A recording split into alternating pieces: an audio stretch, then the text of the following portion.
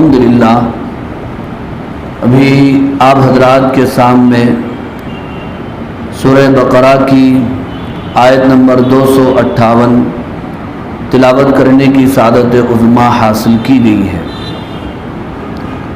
بزرگوں اور عزیز دوستو، تفسیر کے لیے جس آیت کریمہ کا اس عاجز نے انتخاب کیا ہے وہ سیرت حضرت ابراہیم علیہ السلام سے تعلق رکھتی ہے۔ ویسے تفسیر کا ایک سلسلہ ہمارا اس سے پہلے چل رہا تھا، 10واں پارہ سورہ انفال تک غالباً تفسیر ہوئی تھی، لیکن اس کے باوجود کچھ حالات اور لاک ڈاؤن کی وجہ سے تفسیر کا یہ مبارک سلسلہ موقوف ہو گیا تھا۔ اب الحمدللہ تعالیٰ پھر دوبارہ شروع ہو چکا ہے۔ دعا فرمائیے اللہ تعالیٰ سے کہ اللہ تعالیٰ ہمارے اس مبارک سفر کو دائمی سفر بنائے اور ہم سب کے لیے ہدایت کا، نجات کا، فلاح اور کامرانی کا ذریعہ بنائے۔ ویسے حضرت ابراہیم علیہ نبینا علیہ السلام سے متعلق آیات کا انتخاب آپ حضرات کے سامنے اس لیے کیا گیا کہ اب ہمارے سامنے بقرہ عید ہے اور ماہ ذی الحج ہے۔ جب بھی ماہ ذی الحج آتا ہے اور عید الاضحیٰ آتی ہے تو حضرت ابراہیم علیہ السلام کی قربانیاں اور ان کی یادیں تازہ ہو جاتی ہیں۔ ویسے انبیاء اکرام علیہ السلام کی سیرتیں ہم گنہگاروں کے لیے درس عبرت ہے، لیکن حضرت ابراہیم علیہ السلام کی عظیم الشان قربانیاں اور بھی ہمارے لیے سبق رکھتی ہیں اور ہمارے لیے نصیحت کا پہلو رکھتی ہیں۔ قرآن مجید میں بے شمار آیات میں اور کئی صورتوں میں حضرت ابراہیم علیہ السلام کا تذکرہ اور ان کی قربانیوں کا بیان حق تعالی شانہ نے فرمایا۔ اس لیے اب بقرہ عید تک آپ حضرات کے سامنے وہ ان آیتوں کی تفسیر پیش کی جائیں گی جو حضرت ابراہیم علیہ السلام سے متعلق ہیں۔ جیسا کہ اس سے پہلے ماہ رمضان المبارک میں روزوں سے متعلق آیات کا انتخاب کیا گیا تھا اور تفسیر پیش کی گئی تھی۔ بہرحال بزرگ اور عزیز دوستو، ابھی آپ کے سامنے سورہ بقرہ کی آیت نمبر 258 تلاوت کی گئی ہے۔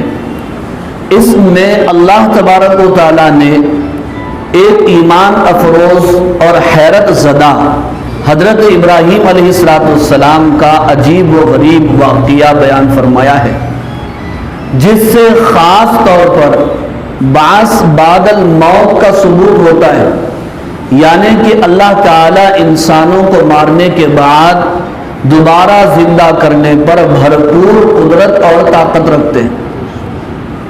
مشرکوں کو، کافروں کو کل بھی اعتراض تھا، آج بھی اعتراض ہے اور رہے گا کہ آدمی مر گیا، مٹی بن گیا، گل گیا، سڑ گیا اور اس کے ذرات مٹی میں، ہواؤں میں، پانی میں مل گئے تو دوبارہ کیسے زندہ ہو سکتا ہے؟ یہ ناممکن ہے، ہو ہی نہیں سکتا ایسا۔ یہ بہت تعجب کی بات ہے، مگر بزرگوں اور عزیز دوستوں، اگر کسی کو تعجب کرنا ہے تو اس پر تعجب نہ کرے، وہ اپنی پیدائش پر تعجب کرے، اپنے پیدا ہونے پر تعجب کرے، اس لیے کہ جب ہم کچھ نہیں تھے اللہ نے ہم کو بنایا، یہ تعجب کی بات ہے۔ جب ہم بن گئے تو پھر مار کر دوبارہ زندہ کرنا خالق کائنات کے لیے، ہر چیز پر قدرت رکھنے والے مولا کے لیے کوئی مشکل نہیں ہے۔ اس لیے قرآن مجید میں اللہ تعالیٰ نے فرمایا کہ تم مر کر مٹی ہونے کی بات کر رہے ہو، تم مر کر لوہا بن جاؤ، پیتل بن جاؤ، یا اپنے خیال میں پتھر بن جاؤ، یا کوئی بھی دھات بن جاؤ، اللہ تم کو ضرور زندہ کرے گا، تمہارا حساب و کتاب ہوگا۔ اس کے بعد اچھوں کے لیے اچھا مقام، بروں کے لیے برا مقام طے۔ تو بہرحال حضرت ابراہیم علیہ نبینا علیہ السلام کا یہ واقعہ نمرود بادشاہ سے تعلق رکھتا ہے۔ نمرود بادشاہ یہ عراق کا بادشاہ تھا، اور اس کا جو پائے تخت تھا دارالسلطنت اس وقت شہر بابل تھا۔ عراق کا ایک مشہور شہر ہے بابل، وہاں اس کا پائے تخت تھا۔ اس کا خاندان تقریباً 400 سال حکومت کیا ہے عراق کی سرزمین پر۔ دنیا میں مفسرین بیان فرماتے ہیں 4 بادشاہ بہت بڑے گزرے ہیں جنہوں نے تقریباً پوری دنیا پر حکومت کی ہے، جن میں 2 مسلمان ہیں اور 2 کافر ہیں۔ جو 2 مسلمان ہیں، ایک حضرت سلیمان علیہ السلام ہے اور دوسرے حضرت ذوالقرنین علیہ السلام ہیں، جن کا تذکرہ سورہ کہف کے اندر آیا ہے۔ اور جو 2 کافر بادشاہ ہیں ان میں ایک نمرود ہے اور دوسرا بخت نصر ہے۔ بخت نصر وہی جس کا تذکرہ سورہ بنی اسرائیل میں آیا ہے، جس نے اسرائیلیوں پر حملہ کیا تھا اور بیت المقدس شہر کی کسی زمانے میں اینٹ سے اینٹ بجا دی تھی، کئی اسرائیلیوں کو قید کر کے لے گیا تھا، اور ایک مقام جس کا نام آج بھی تل ابیب ہے، وہاں پر اسرائیلیوں کو اس نے قید کیا تھا، وہی تل ابیب جہاں پر بخت نصر نے اسرائیلیوں کو، یہودیوں کو قید کیا تھا۔ تو نمرود بادشاہ یہ جہاں حکومت رکھتا تھا، مال و دولت کا بھی مالک تھا، اور اس کے پاس فوج بھی تھی، حکومت بھی تھی، بڑا مغرور بھی تھا۔ اس کو اپنی حکومت پر بڑا غرور تھا۔ ویسے یہ اپنے آپ کو خدا بولتا تھا اور لوگوں سے کہتا تھا کہ میرے سامنے اپنے سروں کو نگو کرو، جھکاؤ۔ لیکن ایک مرتبہ ایسا ہوا کہ نمرود کے دور میں قحط سالی آ گئی، بارشیں بند ہو گئی، زمین سے اناج اور غلہ اگنا بند ہو گیا۔ اس کے پاس اناج اور غلہ تھا، اس نے اعلان کیا شہر میں، میرے دربار میں جو بھی آئے گا، میرے سامنے سجدہ کرے گا، میں اسے اناج اور غلہ دوں گا۔ حضرت ابراہیم علیہ السلام پہنچے اس کے دربار میں، غلہ لینے کے لیے نہیں، اسے دعوت توحید و ایمان دینے کے لیے۔ وہ سمجھا کہ اونٹ پہاڑ کے نیچے آ گیا، اب تو جو ہے میں حضرت ابراہیم علیہ السلام کو جھکاؤں گا اور اپنی خدائی کو تسلیم کروا کے رہوں گا۔ جب حضرت ابراہیم علیہ السلام نمرود کے دربار میں پہنچے تو اس نے پہلا سوال یہی کیا حضرت ابراہیم علیہ السلام سے کہ تم نے میرے سامنے سجدہ کیوں نہیں کیا؟ حضرت ابراہیم علیہ السلام نے کہا کہ سجدہ تو میں اپنے رب کے سامنے کروں گا، اور تم رب نہیں ہو، مربوب ہو، خالق نہیں ہو، مخلوق ہو، مالک نہیں ہو، مملوک ہو، تمہارے سامنے سجدہ روا نہیں ہے، جائز نہیں ہے۔ تو نمرود نے کہا کہ ابراہیم علیہ السلام سے آخر تمہارا خالق کون ہے، تمہارا رب کون ہے، تمہارا خدا کون ہے؟ تو حضرت ابراہیم علیہ السلام نے اپنے رب کا 2 جملوں میں جامع تعارف پیش کیا۔ آپ نے فرمایا کہ میرا رب وہ ہے جس کے ہاتھ میں اور قبضے میں موت بھی ہے، زندگی بھی ہے، جو جلاتا ہے اور مارتا ہے، جو زندگی بھی دیتا ہے اور زندگی لیتا بھی ہے، موت و حیات جس کے قبضے میں۔ اس نے کہا ابراہیم علیہ السلام سے یہ کون سی بڑی بات ہے، یہ کام تو میں بھی کر سکتا ہوں۔ ایک ایسے قیدی کو بلایا جو صرف ملزم تھا اور جس کا کوئی جرم نہیں تھا، اس نے جلاد کو حکم دیا اور جلاد نے اس بے قصور آدمی کا سر قلم کر دیا، اور دوسرے ایسے آدمی کو بلایا جو مجرم تھا، اس کو کہا کہ جا میں نے تیری زندگی بخش لی۔ کہنے لگا کہ دیکھو یہ کام بھی میں کرتا ہوں۔ حضرت ابراہیم علیہ السلام اللہ کے نبی اور پیغمبر اور انبیاء جتنے ہوتے ہیں حکمت کے ساتھ، نصیحت کے ساتھ، تدبیر کے ساتھ کام کرتے ہیں۔ آج مسلمانوں میں جہاں ایمان کی کمی ہے، اسلام کی کمی ہے، اعمال کی کمی ہے، وہیں پر حکمت کی بھی بہت کمی ہے، بلکہ حکمت سے ہماری قوم خالی۔ حکمت جس کو ہم عام الفاظ میں تدبیر، پلاننگ کہتے ہیں، کچھ نہیں، بس اللہ کرنے والا ہے، یا تو نہیں کرنا یا کرنے جذبے میں آئے تو سیدھا نکل جانا۔ اللہ نے خود قرآن میں فرمایا ادعو الی سبیل ربک بالحکمت والموعظۃ الحسنہ، میرے محبوب آپ لوگوں کو اپنے رب کی طرف حکمت کے ساتھ بلائیے، تدبیر کے ساتھ بلائیے، لوگوں کو اچھی نصیحت کے ساتھ بلائیے۔ حضرت ابراہیم علیہ السلام سمجھ گئے کہ ایسا تو ماننے والا نہیں ہے، حالانکہ حیات اور موت، زندگی اور موت کس کا نام ہے؟ اس کا نام تھوڑی ہے کسی کو مار دیے کسی کو چھوڑ دیے، اس کا نام جو ہے زندگی اور موت ہے۔ موت اور زندگی کسے کہتے ہیں؟ زندہ کرنا کسے کہتے ہیں؟ پیدا کرنا کسے کہتے ہیں؟ مارنا کسے کہتے ہیں؟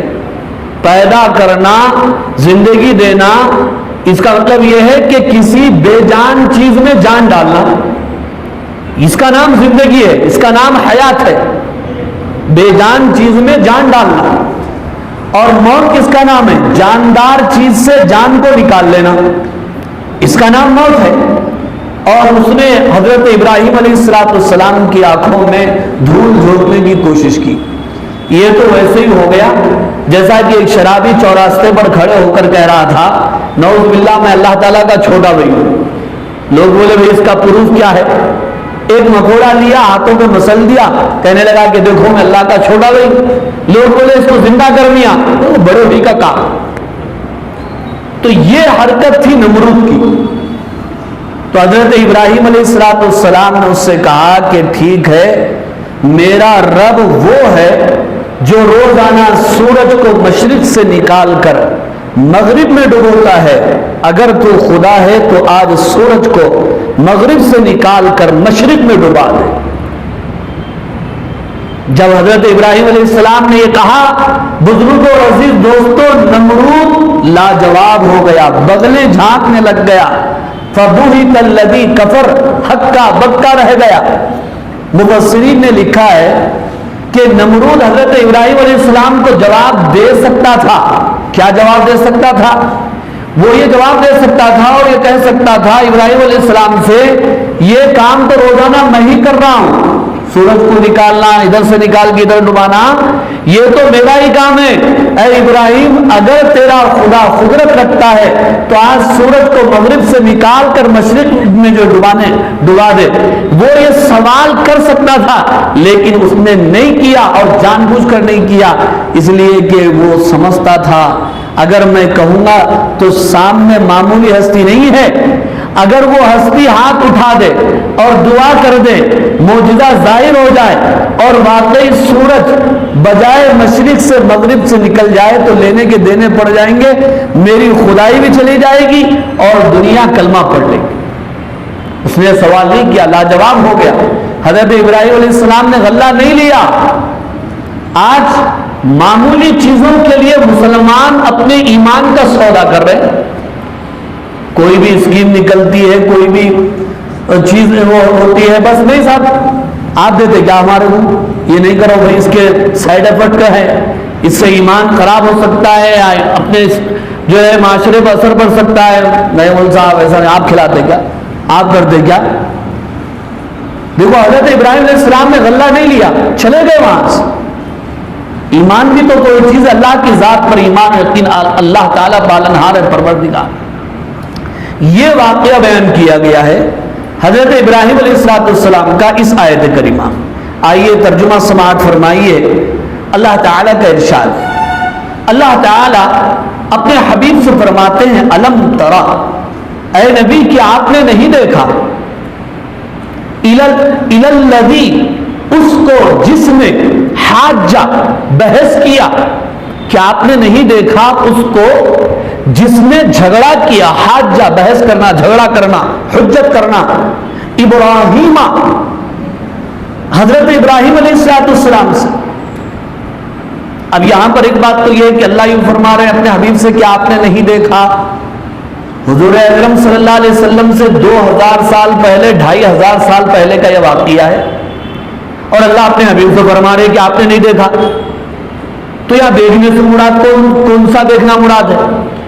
دو چیزیں، ایک ہے رؤیت بصری، ایک ہے رؤیت علمی اور قلبی. رؤیت بصری کہتے ہیں آنکھوں سے مشاہدہ کرنا، رؤیت علمی کہتے ہیں کہ علم کے اعتبار سے دیکھنا. تو اللہ یہاں پر جو فرما رہے ہیں اپنے محبوب سے یا قرآن پڑھنے والے سے یا قرآن سننے والے سے، کیا آپ نے نہیں دیکھا؟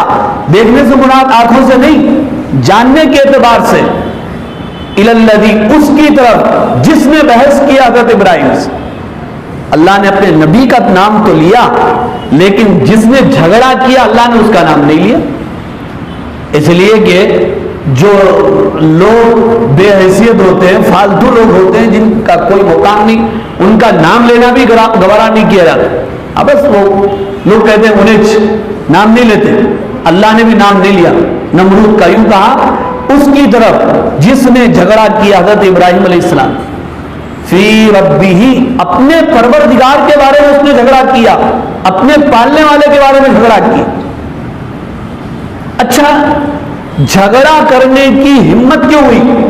نبی سے، پیغمبر سے، حضرت ابراہیم علیہ السلام سے اپنے رب کے بارے میں جھگڑا کرنے کی ہمت نمرود کی کیسے ہوئی؟ اس کی وجہ اللہ نے بیان فرمائی، ان آتاہ اللہ الملک، اس وجہ سے کہ اللہ نے اس کو حکومت دی تھی.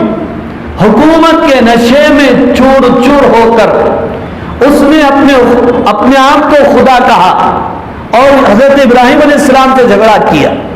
معلوم یہ ہوا کہ حکومت، دولت اور بھی اس طرح کی نعمتیں اگر ہدایت کے ساتھ ہے تو نعمت ہے، بغیر ہدایت کے ساتھ ہے تو پھر زحمت ہے. اس لیے دولت بھی وہ مانگو جس میں عافیت ہو، اولاد وہ مانگو جس میں عافیت ہو، جس میں رحمت ہو، جس میں برکت ہو. کیا کہا اس نے؟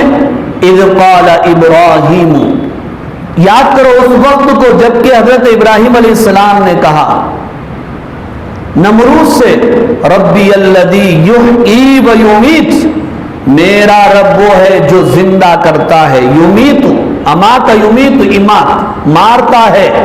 قال، جواب میں نمرود نے کہا یہ کون سا بڑا کام ہے؟ انا احیی و امیت، میں بھی مارتا ہوں، میں بھی زندہ کرتا ہوں، میں بھی مارتا ہوں.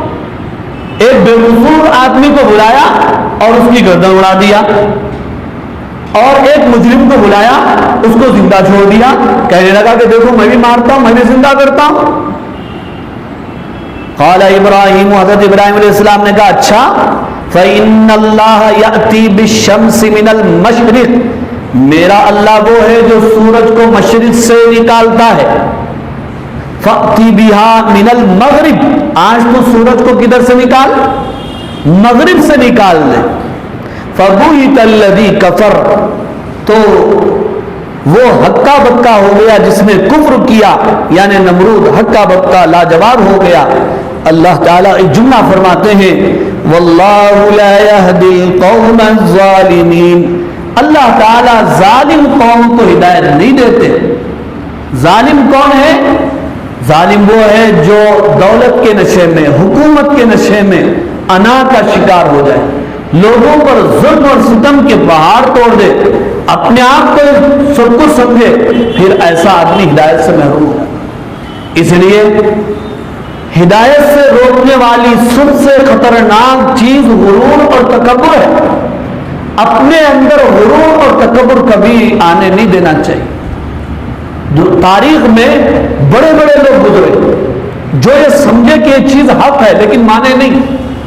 کیا ابو جہل کو معلوم نہیں تھا محمد صلی اللہ علیہ وسلم اللہ کے نبی ہے، قرآن اللہ کی کتاب ہے، اسلام سچا مذہب ہے، لیکن وہی بات تکبر، غرور اس کے لیے مانے رہا، حق بات قبول کرنے کے لیے کلمہ پڑھنے سے رکا رہا، صرف اسی انانیت کی بنیاد، تکبر کی بنیاد پر. اللہ فرماتے ہیں کہ اللہ ظالم قوم کو ہدایت نہیں دیتے. بہرحال بزرگ اور عزیز دوستو، یہ سورہ بقرہ کی آیت نمبر 258 تھی جس کی تفسیر آپ حضرات کے سامنے پیش کی گئی۔ اس طرح کی آیتیں بقرہ عید تک جو حضرت ابراہیم علیہ السلام کی سیرت سے متعلق ہیں آپ حضرات کے سامنے پیش کی جاتی رہیں گی۔ آپ حضرات سے گزارش ہے کہ جس طرح آپ تشریف لائے ہیں اسی طرح اپنے دوست احباب کو بھی دعوت کی نیت سے دعوت دیجیے، دعوت کی نیت سے دعوت دیجیے تو دعوت کا ثواب ملے گا۔ ہم کو اللہ نے دنیا میں کیوں پیدا کیا؟ خود دین پہ چلو، دوسروں کو دین کی دعوت دو۔ اپنے گھر کی اپنے بچوں کی فکر تو سبھی کرتے ہیں، دوسرے جانور بھی اپنے بچوں کی فکر کر لیتے، لیکن قوم کے لیے کھڑا ہونا، لوگوں کے لیے فکر کرنا یہ انسانوں کا کام۔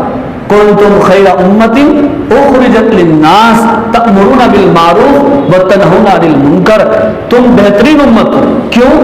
بڑی بڑی بلڈنگیں بناتے ہو، کارخانے تیار کرتے ہو؟ نہیں، تم لوگوں کے فائدے کے لیے پیدا کیے، لوگوں کو بھلائیوں کا حکم دیتے ہو، برائیوں سے روکتے ہو۔ تو آدمی چلتے پھرتے خود بھی دین پر چلے، دوسروں کو بھی ماحول بنانے کی فکر کرے۔ شیطان ایک وسوسہ ڈالتا، کیا نہیں بھائی تو خود صحیح نہیں ہے، دوسروں کو کہیں کو بولتا، پورا صحیح بننے کے بعد دوسروں کو بولنا، مگر اب پورا صحیح بنتا آدمی مرے تک بھی پورا صحیح نہیں بنتا، مرے تک بھی نہیں ہو سکتا۔ اور جس دن آدمی نے سمجھ لیا میں پورا صحیح بن گیا، وہ بھی گڑبڑ ہے، وہ بھی گڑبڑ ہے۔ جس دن آدمی نے سمجھ لیا میں پورا ولی بن گیا تو وہ بھی گڑبڑ ہے، وہ اس میں بھی انانیت آ گئی، وہ مشکل ہے۔ بس اللہ سے دعا کریں، دوسروں کو دعوت دیتے رہیں، نماز کی، روزے کی، بھلائی کی، دین پر چلنے کی۔ برائی کو دیکھ کر آنکھیں پھیر لینا یہ ایمان کی کمزوری، یہ مداہنت ہے دین کے اندر۔ ہم اس کا نام کیا رکھ لیں؟ مصلیحت؟ نہیں، اس کا نام مصلیحت نہیں۔ برائی کو دیکھ کر آنکھیں پھیر لینا، خاموشی اختیار کرنا، اس کا نام مصلیحت نہیں۔ اس کو مٹانے کی فکر کرنا چاہیے، اس کے لیے مٹانے کی فکر کرنا، اس کا نام حکمت۔ تو میرا بزرگ اور دوستو فکر کیجئے، جس طرح ہم آئے اور بھی لوگ اس سے پیدا ہو۔ کبھی ایسا ہوتا ہے دعوت دینے والے، درس دینے والوں سے زیادہ ایک آدھا بندہ ایسا آ جاتا، وہ بندے کے جو دل کو اگر بات لگ گئی پورے شہر کے لیے انقلاب پیدا کرنے کا ذریعہ بن جاتا، پورے علاقے کے لیے انقلاب پیدا کرنے کا ذریعہ بن جاتا۔ اس نیت سے ہم جو خود میں شریک ہو، دوسروں کو بھی دعوت دعا فرمائیے اللہ تعالی ہمیں کامل ایمان و یقین، تقویٰ و طہارت، صحت و عافیت کی دولت سے مالا مال فرمائے۔ ہم نے ہماری نسلوں میں اولیاء اتقیاء اصفیاء علماء مجاہدین مبلغین پیدا فرمائے، ہم سب کا حسن خاتمہ فرمائے، ہمارے مرحومین کی مغفرت فرمائے، آپ صلی اللہ علیہ وسلم کی شفاعت نصیب فرمائے، محض اپنے فضل و کرم سے ہمیں جنت عطا فرمائے۔ وآخر دعوانا الحمدللہ رب العالمین۔